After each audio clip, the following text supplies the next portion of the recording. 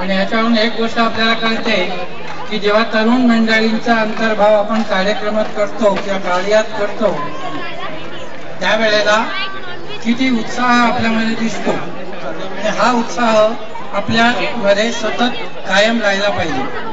आणि त्याचबरोबर इतक्या सगळ्या लोकांनी यांना प्रतिसाद दिल्यानंतर या कार्यकारी मंडळापुढे सुद्धा यांना सुद्धा एक प्रकारचा आनंद झालेला आहे, त्यांना उत्साह झालेला आहे।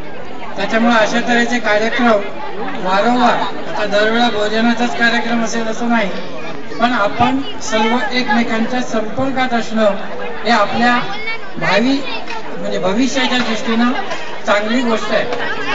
त्याच्यामुळं माझी ही सूचना आहे की कार्यकारी मंडळानं अशा तऱ्हेचे 3-4 महिन्यामध्ये म्हणजे वर्षातून साधारण 4 कार्यक्रम तरी असे करावे की जेणेकरून आपण सर्व एकमेकांच्या संपर्कात येऊ आणि या संपर्काचा फायदा आपल्याला भविष्यामध्ये मिळेल। आमच्या सर्व सिनियर्स लोकांतर्फे या कार्यकारी मंडळाला धन्यवाद।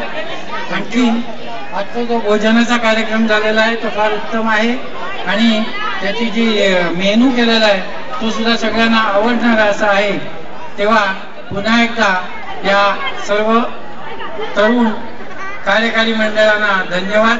अशाच तऱ्हेचे कार्यक्रम आपण नेहमी करत राहा। आमचा प्रतिसाद तुम्हाला नेहमी मिळत राहील आणि हे निश्चित आपल्याला कळलेलं आहे की इथं माणसं पुढे लागल्यानंतर त्यांना चांगल्या प्रकारचा प्रतिसाद आपल्या या वसाहतीमधून मिळतो, त्याचा आपण वारंवार उपयोग करून घेतला पाहिजे आणि हा उपयोग आपल्याला भविष्यात सोसायटीचा उत्कर्ष करण्यासाठी उपयोगात येणार आहे।